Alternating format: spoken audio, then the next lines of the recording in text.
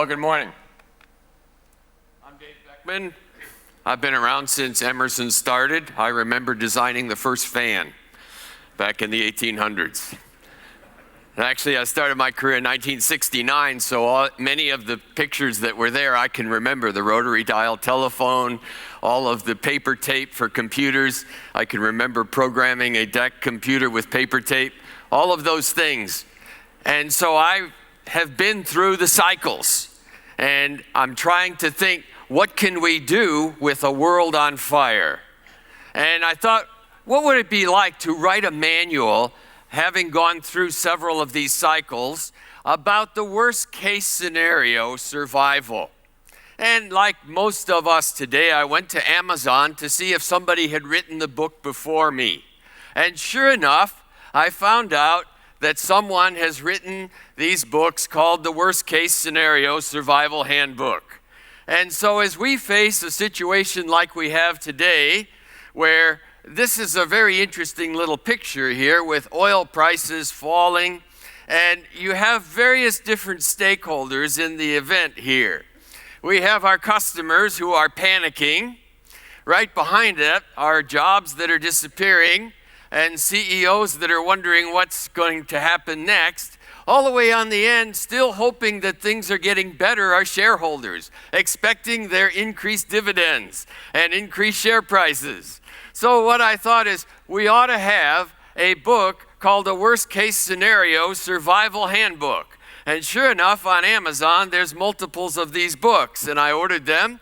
And they kind of help you through some of your worst case scenarios. For example, what do you do if you fall into quicksand? The answer's in the book. What do you do if you're in front of a herd of charging elephants? The answer's in the book. What do you do if you have a piece of meat stuck in your throat? What about an emergency tracheotomy? The answer's in the book. What about if you jump out of a plane and your parachute doesn't open? The answer isn't in the book. So how do we survive this worst case scenario survival? So I'm just going to give you a little example here. What if you're out there on the savannah, there's no trees, and you see this herd of charging elephants coming at you? What should you do? Well, the book says, lay down and pretend that you're a log, because elephants will come and they are sure-footed, so they will step over you. But the book says, make sure that you cover your face, because elephants are curious and they will rub you over with their trunk, and it's rather abrasive. And you can't move, because as soon as you move, the elephant will realize you are not a log. And that then could get rather ugly. So that's the worst case scenario for what to do if you are in front of a herd of charging elephants. Now, I come from America, and down in Florida, where I have purchased my retirement home, we have an influx of snakes, and they are a particular kind called the anaconda. They are not native to the Everglades. They were brought in by people who had pets, and they didn't want to euthanize them, so they let them go in the Everglades. Without enemies, they are getting rather prolific and big, and so they can now swallow whole men. So in the book, there is a description of what to do if you meet up with an anaconda. The first thing you are to do is, again, lie perfectly still. Just rigidly still. The snake will circle you. It will begin to ingest you feet first. What you are to do is to slip your hand into your pocket very carefully, pull out your trusty Boy Scout knife. You do have that, right? Open it up, and then as the snake gets up to about here, don't panic. Insert the blade in the edge of the snake's mouth and rip. It will sever the muscle and you can escape. Don't panic. All right, so now that you know the drill, it's time for a quiz. We'll see how much you learned this week. What if you are being stalked by a mountain lion? I will be taking a poll here. We'll see how many of you learned anything this week. A, run. How many think we should run? Not too many. Play dead. Like, okay, about a third. Open your coat. About a third. Sing a happy song. Yeah, some people were singing last night. Okay. The answer, of course, is open your coat. Why? You look bigger. Sure. All right. Now we'll see how you're doing, and this is for HR. What will happen if you have a child with you and you are now stalked by a mountain lion? A, pick up the child. How many for that? About 4. Shield the child with your body. So put the child behind you. About 3. Shield your body with the child. Boy, we have some work to do here. D, run. All right, the answer is what? B, shield the, no, actually, it's pick up the child, A, because you look bigger, yes. All right, that's enough of that. So we have these books, the Worst Case Scenario, Survival Handbook, and boy, do we need it. In addition to the troubles in our own industry, we are dealing with troubles in the society around us. I know that there was a big decision about whether or not to have this meeting. The board met, and fortunately they voted yes, because it's been a great meeting. But it's been a challenge, because on the top of the terrorism event, now we have the police on strike, then we have the truckers on strike blocking the motorways, and then we have the air traffic controllers on strike. This is a worst case scenario. We need a survival handbook. And we need one in our industry too. A few weeks ago, Mike Train invited me to go to a conference called Zero Week. Zero Week is an event that happens every year, and it is led by Dan Yergin and the IHS research analyst. And what they have done is over the year, they look at what is happening in the energy industry. And so for a period of days, we have one lecture after another from the top elite people in our industry. CEOs from major companies, Department of Energy people, all across the world. We had the president of Mexico there, the president of Rwanda, the secretary of energy, all spoke to us. Basically, I took away 3 points. A, perhaps little price increase for oil in 2016. Since we get most of our business from that, that's a little concerning. Secondly, by mid-17, there might be a little bit of an increase, and gas will be low forever. So that's a little challenging. And there were quite a number of great speakers there. And so I just listed some of them. I was quite interested. Of course, I'll put a plug in for Jim Nyquist, who painted a wonderful picture of the fact that, guess what? The worst case scenario is addressed through engineers. We, if given enough time, we can actually address many of the problems that we're facing. And I heard similar things from others. One highlight of it was Jay Straubel. You probably don't know him, but he is the chief engineer for Tesla. And he told us not only about the cars, but about the Gigafactory, and we saw that earlier this week. But the man I'd like to focus in on is Al-Nimi. He is the Minister of Energy in Saudi Arabia. He has been working longer than me. He has been in his current job for 70 years. And he has seen oil from $2 a barrel to $147 a barrel. And his lecture was so interesting, I thought it would be fun for us just to hear a snippet of it. Here he is. Distinguished guests, good morning to all of you. I would like to thank Dan Yergin and Sarah Week for inviting me to speak. It's great to be back in Texas, although Dan only invites me in a crisis.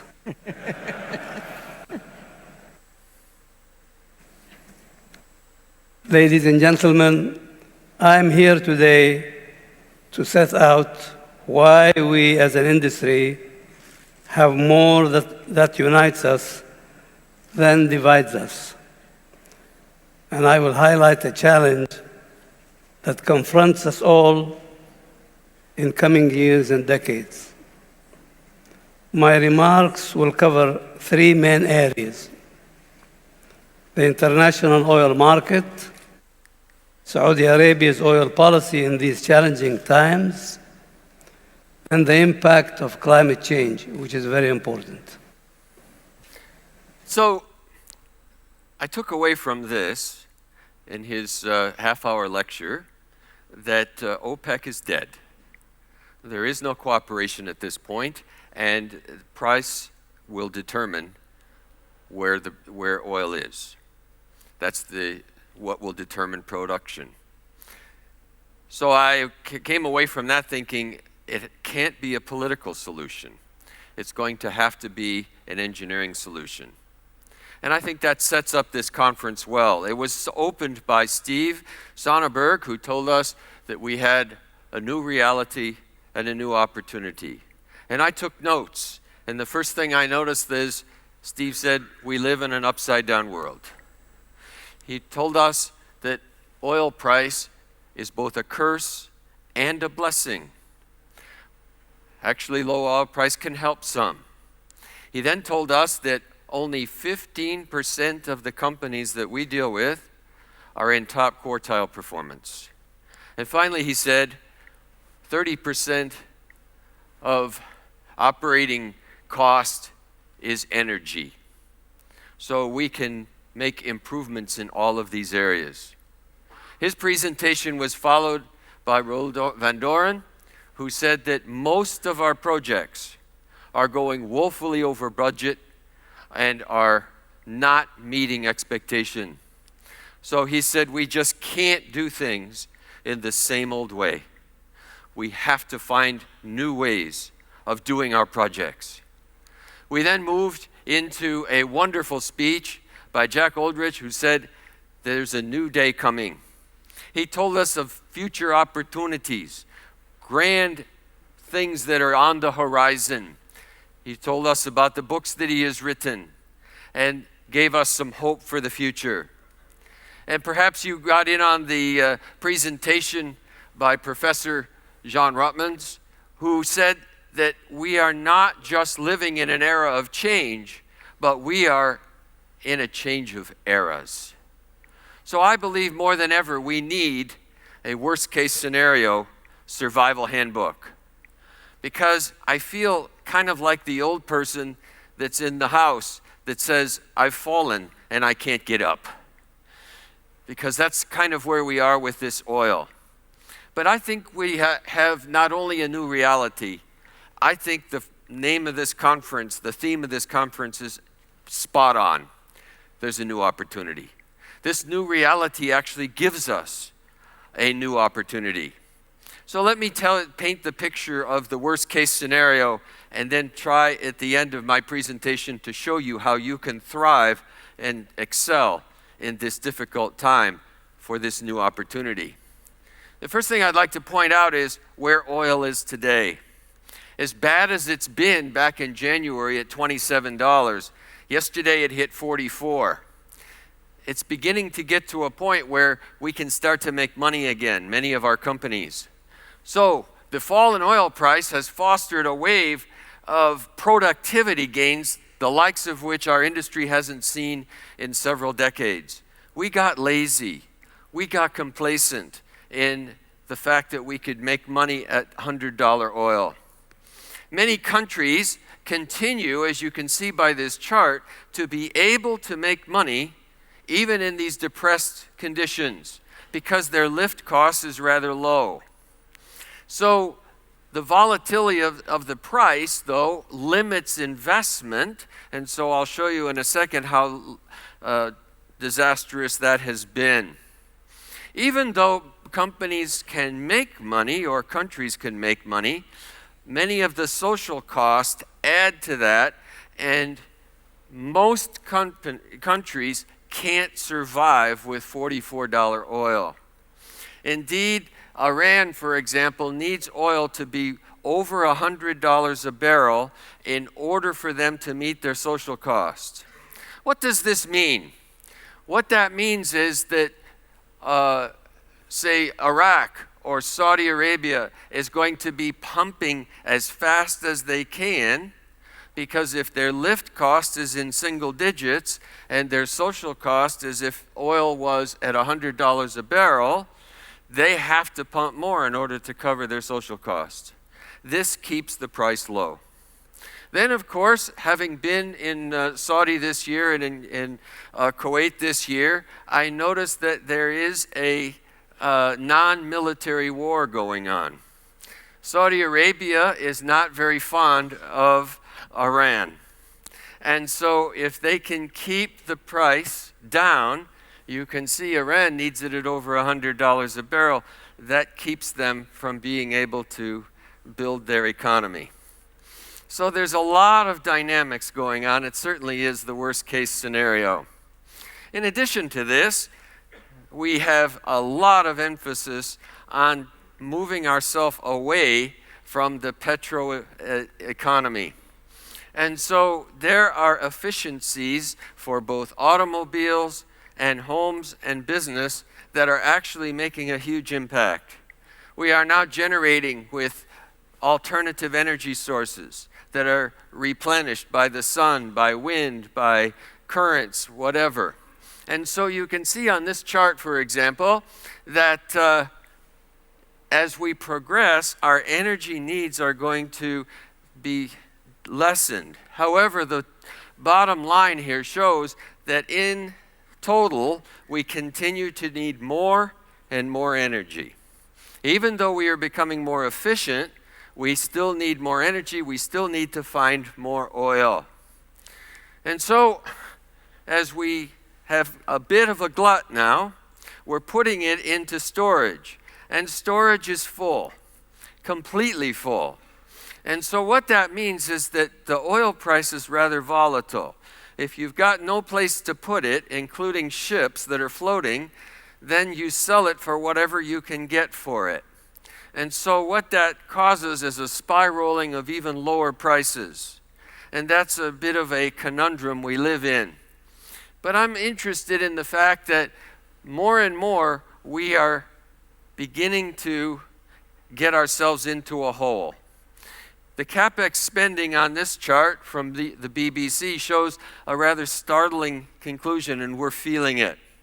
Wood Mackenzie, for example, says that 68 major projects have been pulled back, put on hold, or canceled. That next number is staggering. Between the 2016 and 2020, $170 billion worth of projects have been canceled, put on hold, or they're indefinitely in question. So that is a big concern, and the bottom one affects us all. Over 500,000 jobs have been eliminated in our industry in just the past year. So, and that's continuing as we stop all the investments. And that's a concerning thing. That to me is a worst case scenario. And the fallout, of course, is companies are failing. And they're failing fast. When we were at CERAWeek, we heard that a third to a half of exploration and production companies are going to close this year. That's a lot. And so there's no guarantee that if you've been in business for 100 years, you'll stay in business. Indeed, of the companies of the first Fortune 500 list in 1955, 88% don't exist anymore. So just because you've been in business a long time doesn't guarantee you to be in business forever. How can we survive in such a worst case scenario? I think there's a fine line here that we're walking. As we decrease the number of projects, we cancel projects, we are not building our reserves for the future. And we are walking a fine line. We need today about 90 million barrels of oil a day. We consume about 88 or just only 2 million barrels, and some say 1.5 million barrels between what we consume and what we produce. It's a very fine line. So from CERAWeek, one of the research analysts from MIT highlighted this, and I captured that video. I'll show you. One thing to remember about oil prices today is if you look at capacity utilization, global production capacity utilization, we're at about 97, perhaps even 98%. And just in a typical market, that would seem to indicate upward pressure on prices. Now, since we're at 97, 98%, that means supply is well above demand right now. But over time, as we shift from glut to deficit, and that will happen, we have a little too much oil right now. When we have a little too little oil, we could see prices swing upward by perhaps in a very volatile fashion and perhaps stronger than some expect, at least for a time. That's very concerning to me. We are right on the edge. So I thought to myself, wow, we are not investing in the future. We are right on the edge. What would it take to drive this thing wild? And then I'm listening to the news, and I find out that of the 2 million excess barrels that we have per day, there's 800,000 barrels that are missing. We don't know how to count. So that line may be much thinner than we thought. I'll play you that video. While oil prices are making a bit of a rebound this week, they continue to linger in record low territory due to oversupply in the market. But just how big is the glut? Wall Street Journal reports that as many as 800,000 barrels of oil a day are unaccounted for. Here to discuss the mystery of the missing oil is Wall Street Journal reporter Georgie Konchev from our London bureau. Good to see you, Georgie. Good to see you too. So how do 800,000 barrels of oil go just completely missing? Isn't that watched for? Isn't that monitored very closely? Yes, it is monitored pretty closely. The International Energy Agency, which is a top global monitor, is looking at supply and demand. But this data is based on estimates. So, for example, last year, it estimated that on a daily basis, there's 2 million barrels a day more supply than there's demand for. Now, out of these 2 million, roughly 2 million, about 1.1 million barrels a day are accounted for. These are in storage or in transit, in pipelines. And at least about 800,000, which we don't know where they are. So 800,000, we don't know where they are. That's every day. And so I'm thinking, whoa, how does that happen? It appears, and if I continued the video, you would hear it, we don't know how to count. So that line may be razor thin. We may be on the cusp of a shortage. And because we haven't been investing, that's a worst case scenario. You can see by this chart that the drilling rigs have been dropping precipitously. In fact, there's been a 90% drop in drilling activity over the past year. Because when you have $100 oil, everybody makes money. But when you have $44 barrel oil, only a select few can make money. And so we are at a worst case scenario with, I'm sure, demand coming, but no ability to produce. And that's why we're here. We're here to take that worst case scenario and make a new opportunity out of it. And so I'd like to show you as we progress that people are beginning to work this. In the Middle East, they're beginning to see this, and drilling activity is actually going up. So as I talk to Dave Tredenik, I say, how bad is it? He says, not all that bad, because we're seeing Kuwait, Saudi, and UAE beginning to drill again, because they realize this is coming and they're seeing it ahead. The other challenge we have, of course, is what happened in Paris last year with COP21. This has completely turned our industry on its ear. Instead of an oil-based economy, now we want to have a green economy. And so more emphasis is placed on alternative energy, more demands on us. When I look at that, I think to myself, coal is being phased out. Yesterday, for example, Peabody Coal Company, one of the largest, in fact, the largest coal company, filed for bankruptcy. The president of Massey Energy is in jail as I speak. So coal is being phased out. After Fukushima, nuclear is being phased out. And so what is left is gas, combined cycle gas units. And we're building them as fast as we can. But you have to understand that just a couple of years ago, combined cycle units were used as what's called peakers. We only used them when we had high demand. Then we fell back to coal and we fell back to nuclear for our base load. But we've completely turned this around now to where now the combined cycle units are the base load. What then is the missing link that is going to have the real bottleneck? It's pipelines. Because instead of we're having just using the peaker for a high summer or a very cold winter, we now have to supply gas as a base load. I was talking to Bob Yeager, who is the president of our Power and Water Solutions group out of Pittsburgh, and he said, you have no idea how big a problem this is.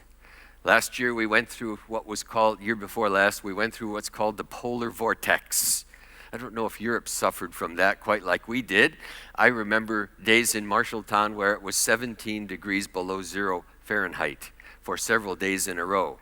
Because homeowners are priority 1, power companies fall to priority 2 or 3 because after all they were just supposed to be peakers. But now they are base load, and we were shutting down generation plants because of no gas. So we're going to have an opportunity in the future to try and build pipelines in a big way. So we see opportunity and we see challenges. It's kind of, as I showed at the beginning, this roller coaster. Some people on the roller coaster are going to be thrilled, and some people are going to be terrified. And so I got a little video that shows exactly that. Here's a dad and his daughter riding a roller coaster. Notice the difference between their emotions. It's like a nightmare of swinging at like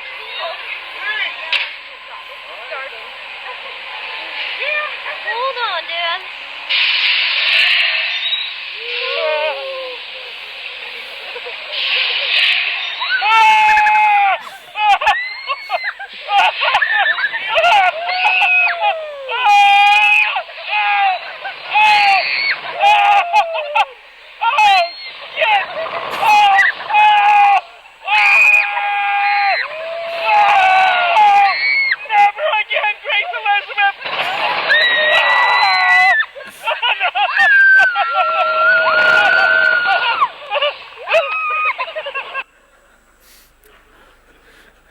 Which seat are you in this morning?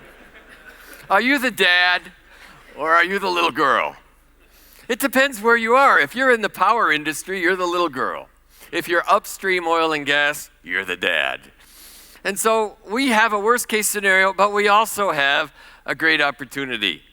And so as I think about this, I'm a philosopher, and I came across this poem many years ago, and it came back to mind as I was putting the presentation together. Thomas Bailey Aldrich says this: in youth beside the lonely sea, voices and visions came to me. When I was first starting my career, the horizon just looked like a pot of gold. All the opportunities were there. They followed me from street to street, the dreams that made my boyhood sweet. But now I've gotten older. I've been through a couple of these cycles. And Aldrich goes on, now one by one, the visions fly. And one by one, the voices die. More distant, the accents ring. More frequent, the receding wing. And then the reason I chose this poem, full dark shall be the days in store when voice and vision comes no more. If you've gotten to the point in your career where all you see is the bad, all you see is the worst case scenario, you are in the last stanza of that poem. Full dark shall be the days in store when voice and vision come no more. And so what I want to do for us today is I want us to develop a voice and a vision. Because I think in order to succeed, in order to get that new opportunity, we need to find our voice and we need to live our vision. So that those dark days won't be there, we need to move back up to the top of our poem. To do this, I'm going to use an illustration from a book I read by a guy named Rich Karlgaard. I picked this book up, and I do a lot of reading now that I'm retired, and picked this up. Rich Karlgaard is the managing editor of Forbes magazine, so he sees a lot of things. And Rich said every business has three sides to it. He says there's the hard edge and a strategic base and a soft edge. The hard edge is those pieces of your business that Emerson in particular is very good at. We are very good at operations. We are very good at project management. We have been working on project management for many years now. We probably have, and you do too, and you're partnering with us, some of the best engineers in the business. We produce great products, and that's important. And then to support that, you have a strategic base. Every company needs a good administration, a group of people that can help raise capital on the open market in order to be able to build those products. It also has to have a marketing group that advertises the products. But what Karlgaard says is that that is not enough to succeed. You must have a soft edge.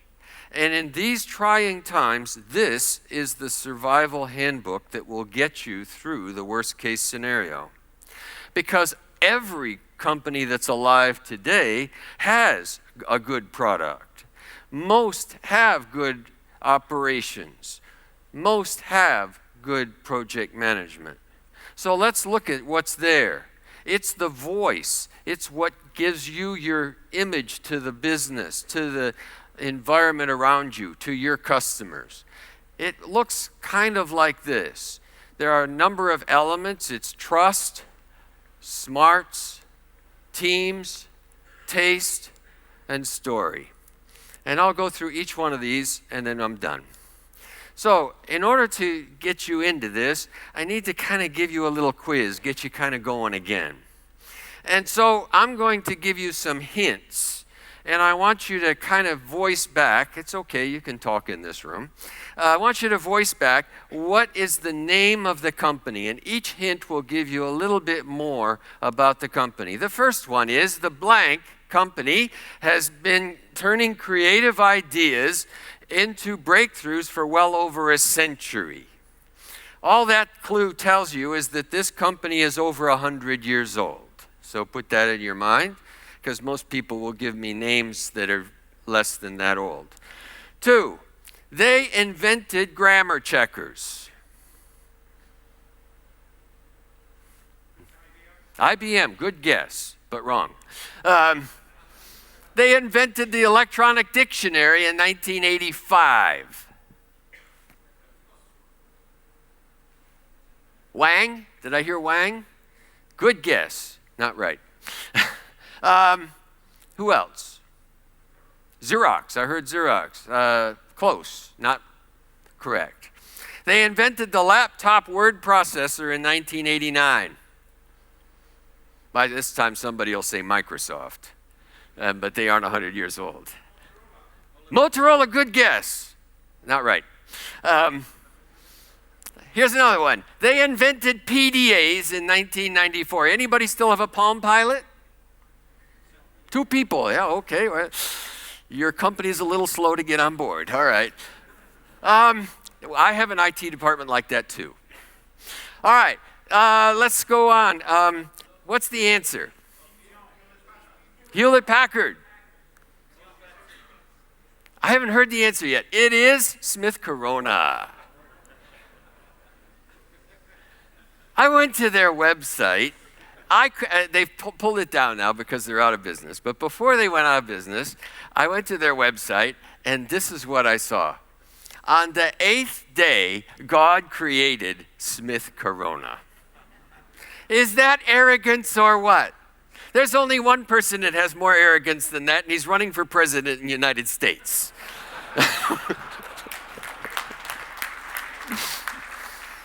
We have this wonderful choice in the United States. We can either choose pride or deceit. Two venial sins. Isn't this wonderful? All right, so on the 8th day, God created Smith Corona. That arrogance is incredible. But you know, this company has a storied history. Back in the 1800s, they invented this double-barrel shotgun, and then by 1942, they had the tallest building in Seattle. Then they invented all these printers, but by 2000, they were out of business. How does a company fail that dramatically? They have a storied history. The first machine to use both upper and lower case. They had an adding machine, electric typewriter, ribbon cartridge. This is getting into my era. And I remember in college using that ribbon instead of feeding the spools around. And then a real breakthrough, different fonts. You could put a different daisy wheel in there and get different fonts. Also, in 1989, they invented a laptop word processor. You'll see a little window up there. What you would do is type the line, and if you liked it, you could say print. And that kept you from having to erase on that erasable bond paper. In 1990, they had formed an alliance with a computer company called Acer. It didn't last long. In 92, they formed an alliance with Microsoft for a grammar checker, but by 2012, the only thing left is a thermal printer. Now, what happened? Back in '89, they looked at their net worth, and it was about $500 million on the exchange. And they said, if any of these startups ever amount to anything, we'll buy them outright. And they looked at Commodore. Anybody had a Commodore? Wasn't that great? Oh, you guys are Europeans. If I asked that in the United States, nobody had one. I was an Amiga guy. And I had a 2000, a 1000. Those were cool. And then, of course, Osborne. Did anybody have an Osborne? You had an Osborne. Oh, was it cool or what? This was called the luggable. And you could put it in the overhead compartment on the airplane. And then, of course, that little company nobody ever heard of, Apple. And they said we could just buy them. The one thing they didn't want to do was to follow their competitor Remington, because Remington decided to get into the computer industry, and they bought this big computer thing back then, and that's how big they were, and they declared bankruptcy in '81. So Smith Corona didn't want to do that, so they stayed away from that whole business, and of course they're dead. But the interesting thing to me is how out of touch management was. Here is their CEO, G. Lee Thompson. If you want to be sophisticated, don't use your first name, use your middle. It just sounds better. So G. Lee Thompson said this: many people believe that the typewriter and word processing business is like a buggy whip industry, which is far from true. There's still a strong market for our products in the United States and the rest of the world. He said that in '92. In '95, he was bankrupt. How out of touch can you be? And so when we get into this business, we are in a similar situation. One company after another is following the same path as Smith Corona. They've made way too many expenditures, and they are going broke at an enormous rate. The ones that aren't are laying off tens of thousands of workers. This is a worst-case scenario. Big companies can be taken over.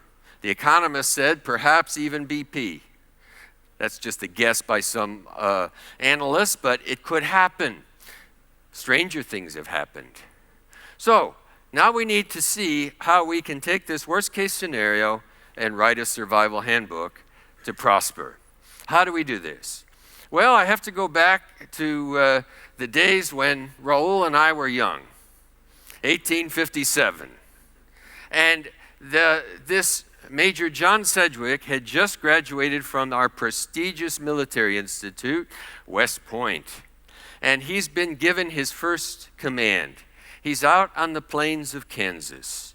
He's riding with his new brigade, and he's sitting here, and all of a sudden, he starts to hear something, and he sees this cloud coming up over the horizon.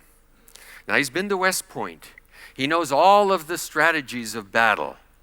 And as he's getting ready, he says, whoo, that must be some big Indian thing. It looks like Custer has come back again. So he realizes just at the last moment that it's not Indians, it's buffalo. As far as east is from west, there's this herd of charging buffalo. There was never a course in West Point about charging buffaloes. What was he to do? He had no idea. A little buck private comes up to him and says, Major, I know you don't usually take suggestions, but I have one. And we will survive if you follow my recommendation, because I grew up out here. We need a triangle. And what we'll do is we'll form a triangle. We'll put gunners all along the triangle, and all of them point towards the buffalo at the front. And we just keep firing. Before long, there will be a pile of buffaloes, and the whole herd will split around us. We'll take our wagons and horses and put it in the middle. You see, what I'm pointing out here is there's a power in a triangle. Triangles are powerful. In order for us to succeed, we need this triangle on all the sides. We need trust, smarts, teams, taste, and story. Let's go into that, because that's our voice. The first thing I want to point out to you is trust.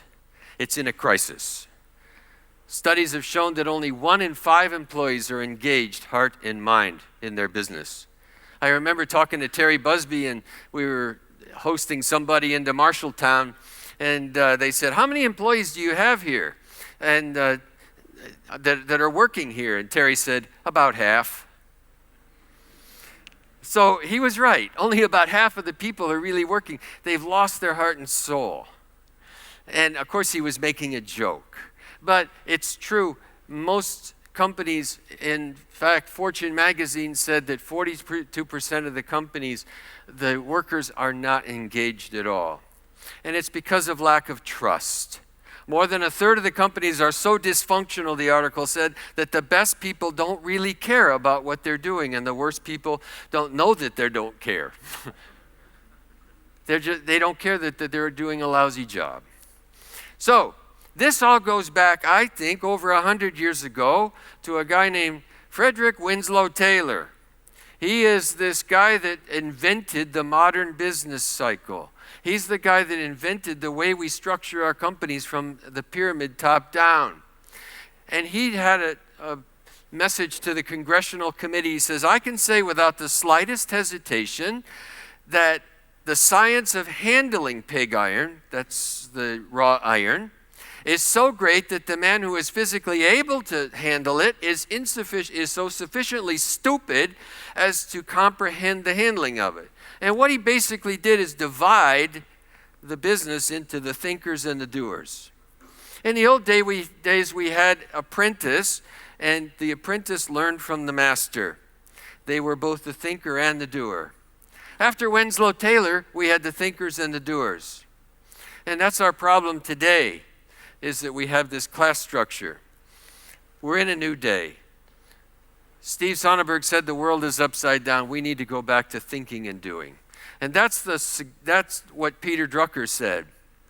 Management is doing things right. Leadership is doing the right things. I need to leave that slide up there for a second because I need you to study that. It's almost a twist on words. Management is doing things right. That means that management raises the capital. They set in place the HR. They set in place your modus operandi. But leadership, that's you, says, wait a minute, you're not doing the right things. Let me show that a little differently. Here's management up there on the top. There's the management team. They are slated to do things right. unless they are equally opposed by an engineering team that says, oh, wait a minute, you have to do the right things, the company will break. If this gets too heavy, you won't be competitive because your product will be too expensive. If that's too heavy, you'll be competitive, but you'll go out of business. So, because they don't have the balance. And this gets kind of violent sometimes. There's yelling and screaming, but then you go to dinner. It's okay to disagree. It's okay to have arguments with the boss. So, into that, we insert a partner. Because I think trying to do it all in-house anymore doesn't work. And that's what this conference is all about, is that we are sharing one with another, sharing ideas from one company to another, sharing ideas from Emerson. And when you do, you hit that sweet spot. We have a unique challenge because some of these people are now missing. They're my age and we're playing golf. And so we have Emerson plus our partners. If you are in the demonstration area, and I recommend you go before it closes, look at our partners. These two will enable that balance to happen. All right, so we're going to develop this winning way very quickly now. Trust. Trust is the confidence in a person or group when there's risk and uncertainty, and boy, do we have that today. It's the lubrication that makes the organization work. It has two dimensions to it. Two dimensions. One, it's internal employees, and two, it's external customers. I tire of this idea that shareholders come first, then customers, then employees. If that's the modus operandi for your company, you will be a Smith Corona. Every company that succeeds takes care of their employees first. There are books now published, I've read this one, the customer comes second.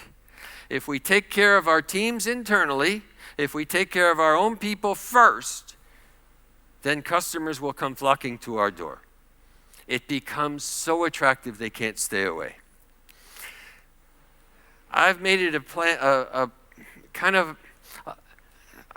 policy of mine is to only invest in companies that make the top 100 list on Fortune for best places to work. Because I'm not the best analyst in the world, but I find out that over time, those companies that make that top 100 list perform better than any other company. And my shares have allowed me to retire 10 years ago. All right. Secondly is smarts. Smarts we think of as going to INSEAD or going to Cambridge or Oxford. It's not. Smarts, I like to say I graduated from the school of hard knocks, where the school colors were black and blue and the school yell was ouch. Because that is what makes a person smart. In fact, a study was done at Northwestern Mutual Life where they said that the salespeople that made the most calls were the most successful. And that's kind of a duh. Like, yeah, of course. But it went deeper than that. They said the more frequently the door was slammed in their face, the better they became. Because we learn something from mistakes. And so good companies celebrate mistakes. They celebrate the fact that you tried to move beyond the box. Too many of us punish mistakes. The best companies celebrate them, and that develops smarts. The next one is teams. From the Neanderthal times, we realize that we have to work in teams together. And we're good at teams, but we make our teams too big. Jeff Bezos from Amazon says, you never let a team get bigger than what he calls the 2-pizza rule. If the team is bigger than 2 pizzas can feed for lunch, it's too big. You'll have way too many inputs. Everybody has a thought, and pretty soon it just stagnates. So never let your team get too big. What about the makeup of that team? It has to have diversity, but not ethnic diversity, cognitive diversity. You need to have the guy in your staff that's got Bubba on his blue shirt. He's got to be there. You also have to have the research person. But cognitive diversity is important. passion. If there's anybody on your team that's a naysayer, they're like Eeyore in the Golden Acre, 100 Acre Wood. Get them off the team because they will kill the enthusiasm. Teams need passion. And finally, you got to have true grit. You got to have the idea that I'm an overcomer. In spite of all the obstacles, you got to keep pushing. You got to say, my career rests on this. I remember as a young salesman, I went in and the guy told me he was going to give the job to my competition, and I just kind of fell apart. He says, what's wrong? I said, this is my career. I got a family I'm trying to feed. I got a baby on the way. He says, it isn't that bad. I said, it is that bad. He says, okay, I'll give you this one. You got to show passion. Innovation is not turning money into ideas. It's turning ideas into money. Show your passion. Next is taste. I think we forget this. When I was here living in Germany when the wall came down, and I remember the Trabis coming across. Anybody remember the Trabis? And driving on the Nuremberg Autobahn in my Mercedes at 180 clicks, right in front of me over the crest of the hill is a little Trabi doing 50. And you'd see these long black marks on the Autobahn. Fortunately, we got them off, but there was no taste there. Taste will sell cars. Taste will sell your product. You have to make it look good. Coca-Cola found this out. They came out with this diet drink called Tab. Did they have that in Europe?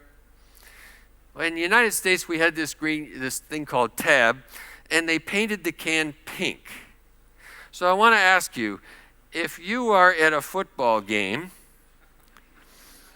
and you're with your blokes from Man United, Travis, you're not Man United, are you? Yeah, all right. And what do they say when you open a pink can of diet soda?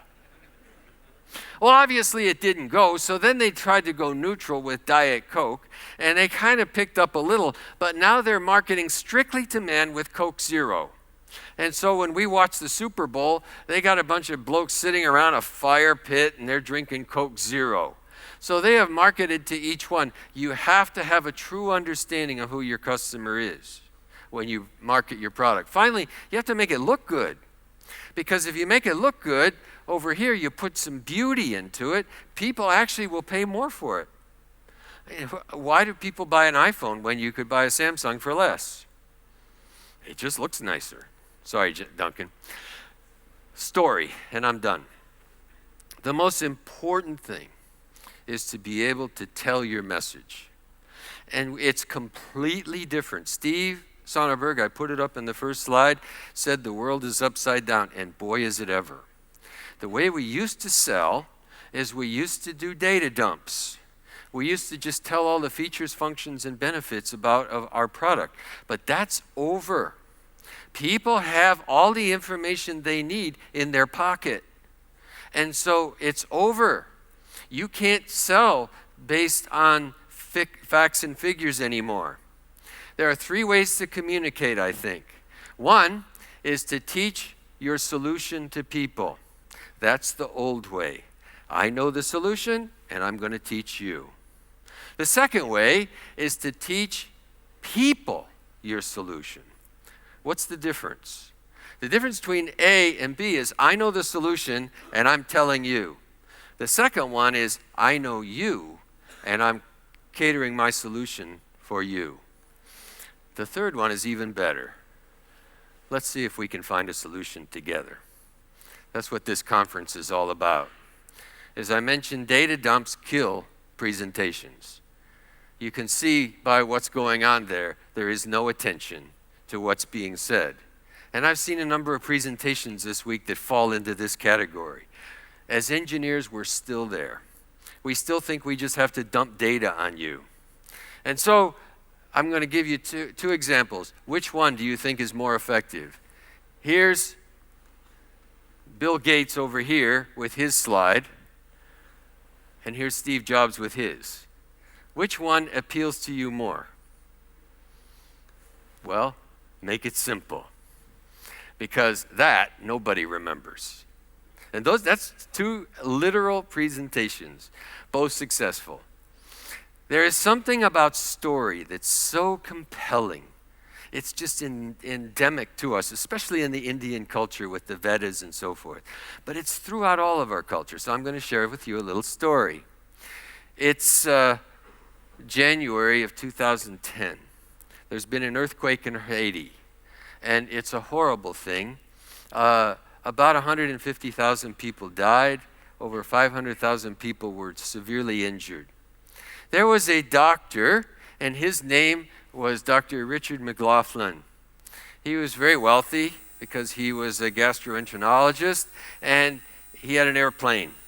But he had a very, very special airplane. It's called a Cirrus 22. I don't know if I have any pilots in the room. Is anybody a pilot? One. Do you know what a Cirrus 22 is? What's unique about that airplane? It has what? Oh, you're a glider pilot. You don't have you're a green guy. Okay. All right.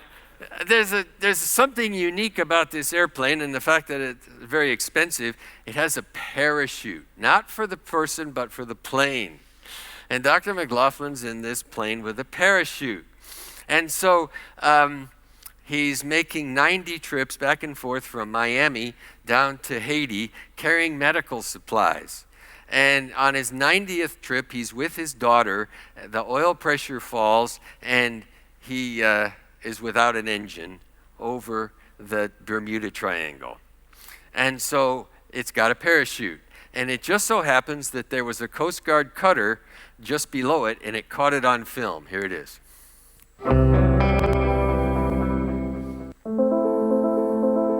A rare sight caught on camera as a single-engine plane came to a rest in the ocean after being lowered from the sky by a parachute. Pilot ran out of fuel off the coast of Maui. Coast Guard recorded this video. The plane's manufacturer is Cirrus, and among private pilots, they're known as a high-performance, high-price tag aircraft. But this SR-22 model does have a built-in parachute, which we can thank in this case for the pilot being able to climb out of the cockpit in one piece. He was picked up by a passing Holland America cruise ship. Now, the only people that will get this is Americans. Brian Williams was in the back seat.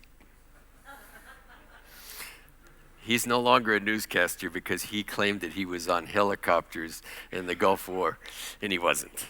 Anyway, the reason I tell you this story is it's a memorable story. You'll remember it, and it emphasizes the point that I was making about the management and the engineering team. Because Cirrus, the plane manufacturer, never wanted anybody to pull the handle because it would make their planes look like they were not reliable. The Pilots Association said, you've got to pull the handle, otherwise you crash. And so the two of them got together, and actually now the advertising campaign is working. The handle is the main feature of the airplane. Okay, so when you're putting this story together, make sure that it goes like this. Life is in balance. We have $100 oil. Then we have a conflict, a worst case scenario, Then we balance restored. And to do this, you're not going to use facts and figures anymore. You're going to tell a story with emotion. So we're coming to the end. There's one more piece I need to tell you. And I do this tongue in cheek. But there's going to come a time in your life, in all of our lives, when everything falls apart.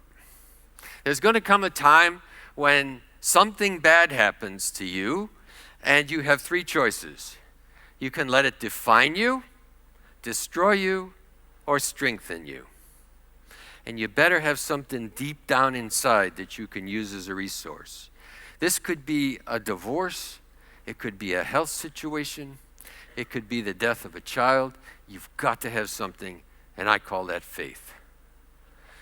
I'm not going to define it anymore, but all of us need it. I pick up this picture of my hero, Steve Jobs, in his last days, being held up by somebody.